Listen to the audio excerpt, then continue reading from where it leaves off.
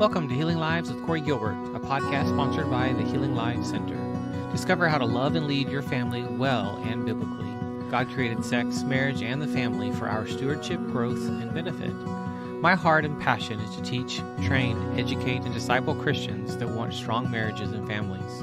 The Healing Lives Center has been serving Christians since the year 2000. Its mission is to be a center for sex, trauma, and marriage education and transformation, where we offer counseling, coaching, courses, and speaking services to you, your church, or ministry. Check us out at healinglives.com. A book that came out just about 2 months ago. I'm requiring all my students to read it, and it has been incredible conversations because they're like, where has this information been? Why do we know this? Because where do you get your news from? Basically, you can't.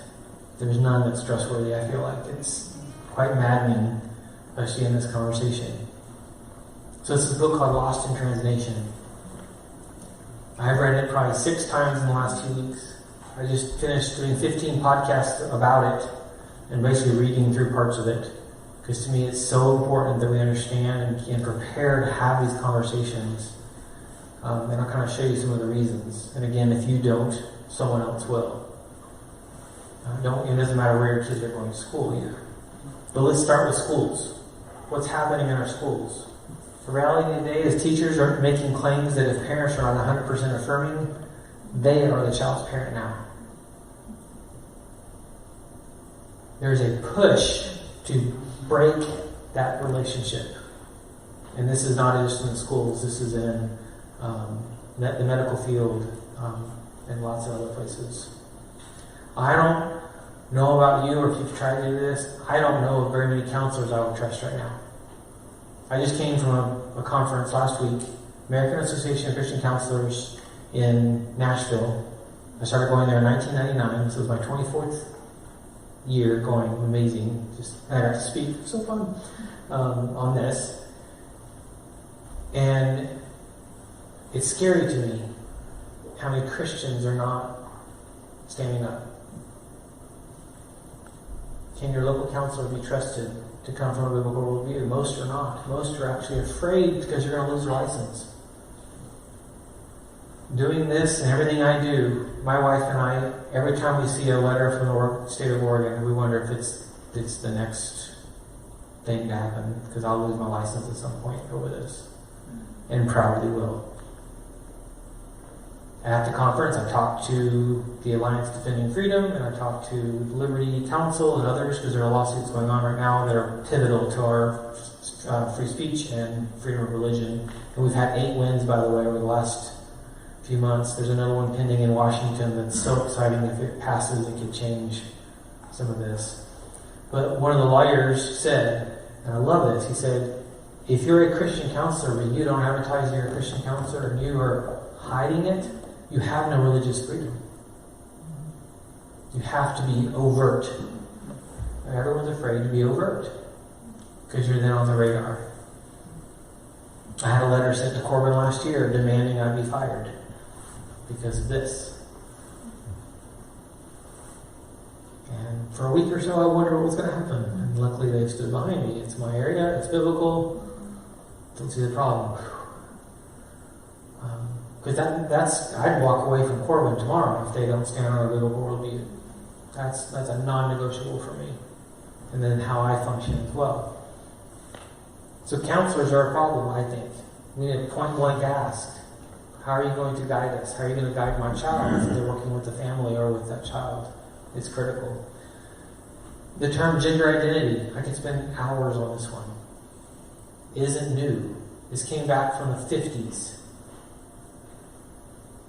John Money found 2 kids where they burned off one of the kids' penises, 2 twins, and so they decided, let's raise them as a girl because gender is a social construct. And they did.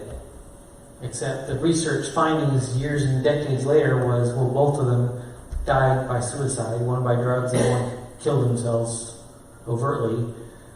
And when the kid discovered that he had been turned into a girl and wasn't a girl, his life made more sense. He switched back to being a boy and life was miserable. It was an utter failure. We're basing all this off that. over a very broken doctor from the 50s. The other one is Alfred Kinsey, a deviant man that if you worked with him, every single person in his team had to have sex with everyone in the team, husband and wife and kids. Deemed as a researcher and all this amazing, the Kinsey Report and all these things, and the guy was a mess. These people affected our culture even to this day. If you go to Oregon State or any state university and take a human sexuality class, they look at Kinsey like a god. No, not at all. Which has led to this one. The Castro Consensus. What is it? Follow the same thing that Fidel Castro did. You disagree with me? I destroy you. That's what all the professional organizations are doing. Pediatric Association, APA, American Psychological Association, the medical field, everything is, if you disagree, we will end you. That's what's happening right now, everywhere.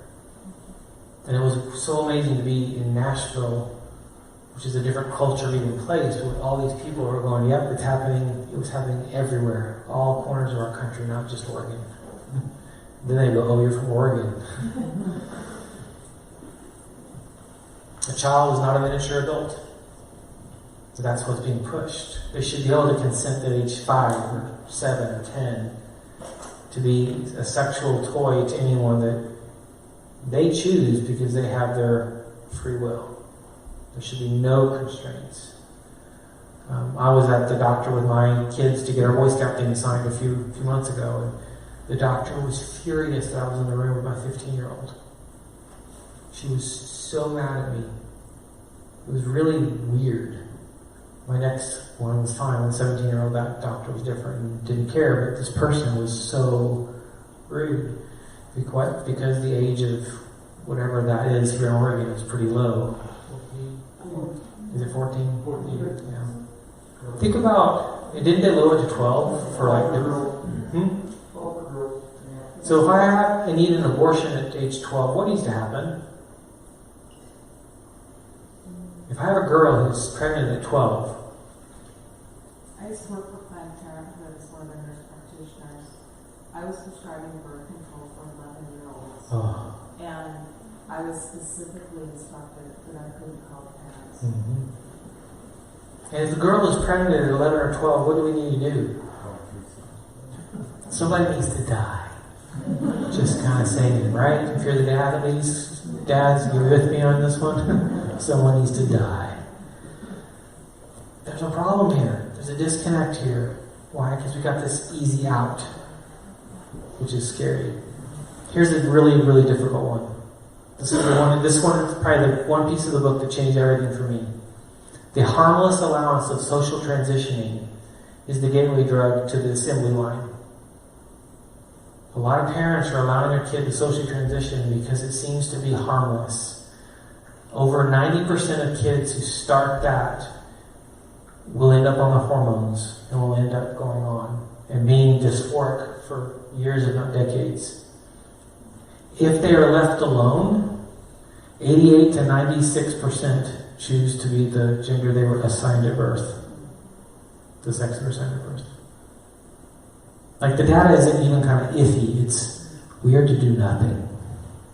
But it seems so unloving when they're in such distress. And it seems like just switching clothes or cutting hair or doing these things would be no harm, no foul. The research is showing very different. That it's opening a door that almost can't be shut.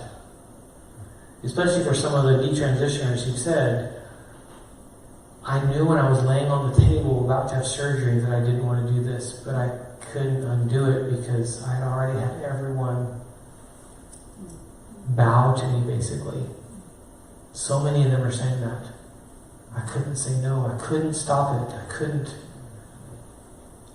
And so this was, to me, very eye-opening, the research from that. And this is a book basically is chock full of research, really nerdy. You love it. Because what are we doing when we do this surgeries? Iatrogenic persistence, the medical field. I create a client for life. Someone who actually didn't need to be a patient for life is now a patient for life. You were required to have those hormones for as long as you live. Why? Because you're trying to force your body to be something it will never be. It gets worse. For those of us in this room who actually might have this be a part of our life or someone we know that we love, this is also a reality. Rehoming your child is a possibility. CPS can come here in Oregon and they can take our kids away. Which is why a lot of families end up just giving in.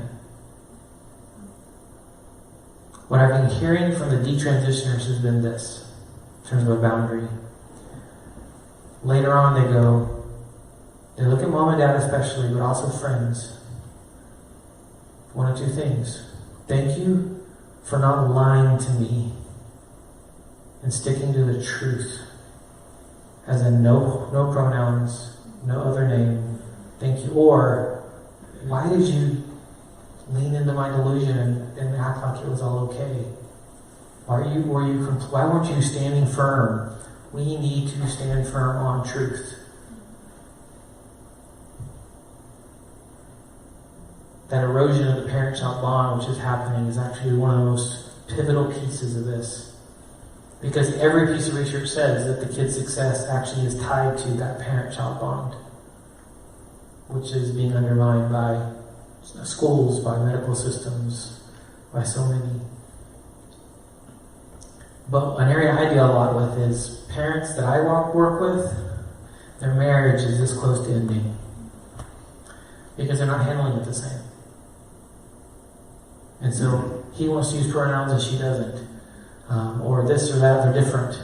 Yeah, of course you married them. They are different. If you were the same, you'd cancel each other out. Be glad you're not in this.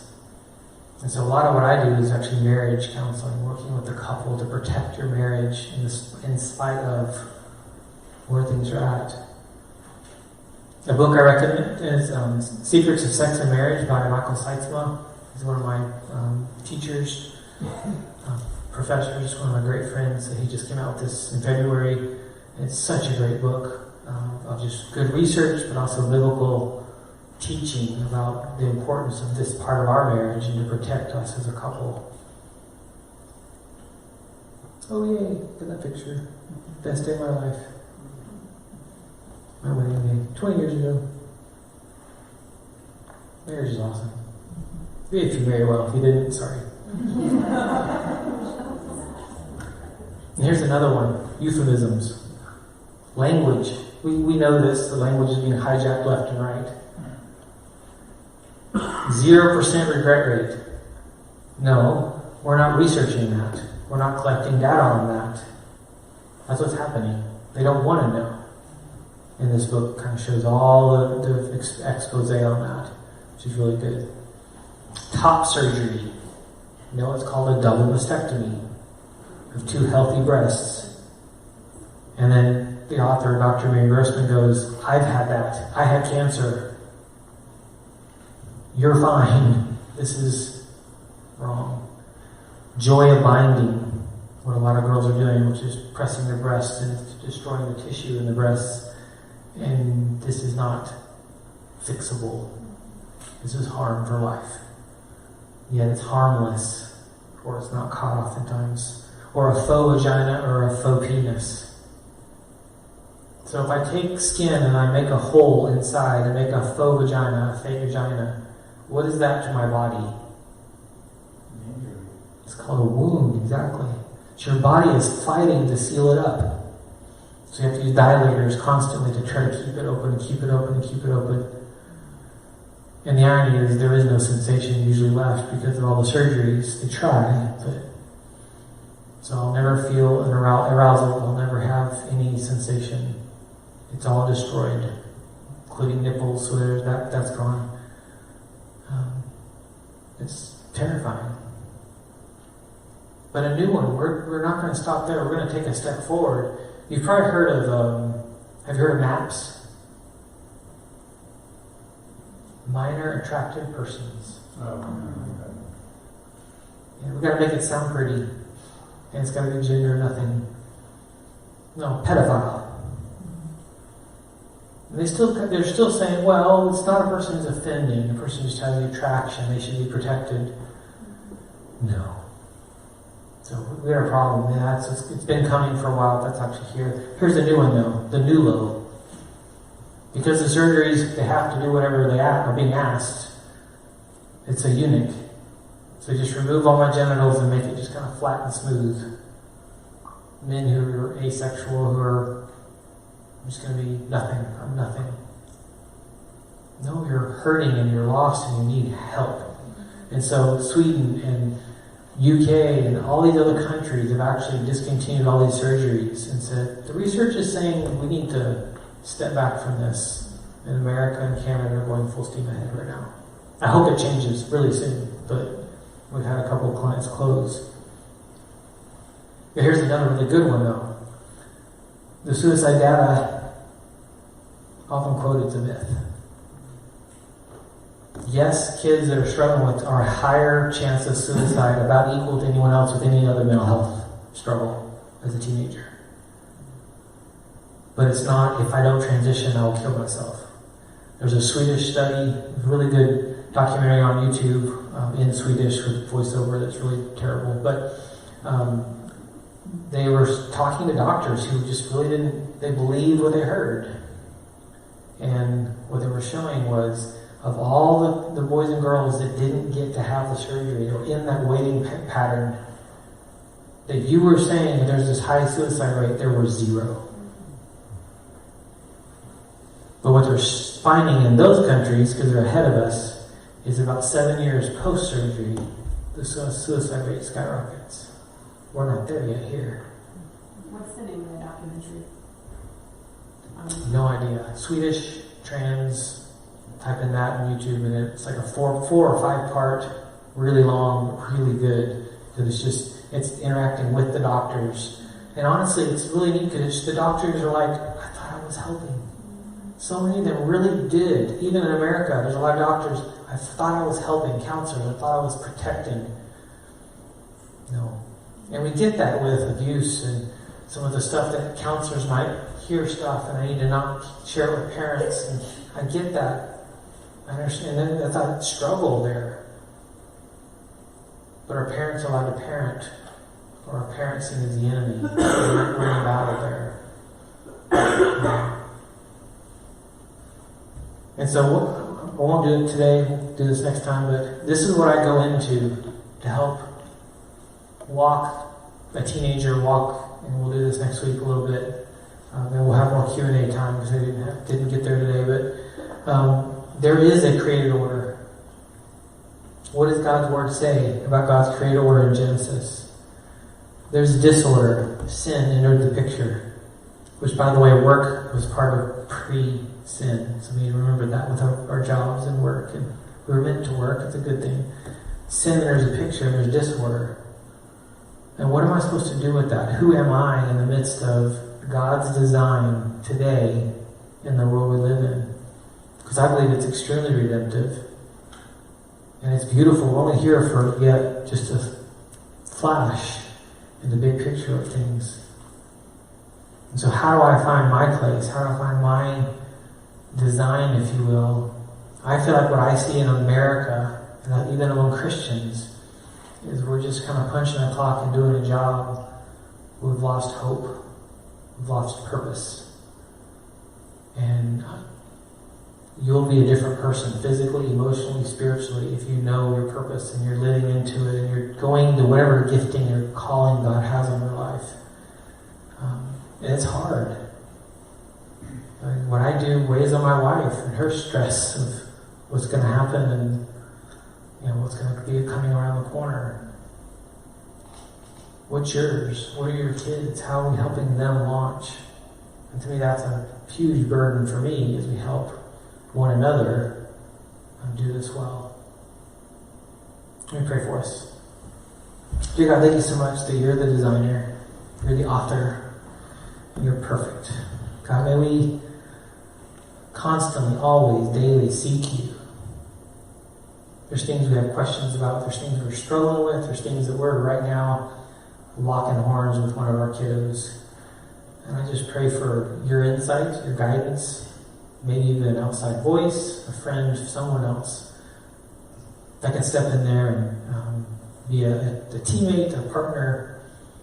I pray for the marriages here, that that you'll protect them, that you'll allow them to have time to pull away, to be together, to laugh. And sometimes laughter hasn't been around for a while. God, I just thank you that you made us as relational beings. May we remember that there is an order, and what's happening a lot around us is disorder, and that we need to come back to your word and to follow your design, Lord. Thank you for this time, for each person here, each family. May we lead well. In Jesus' name we pray.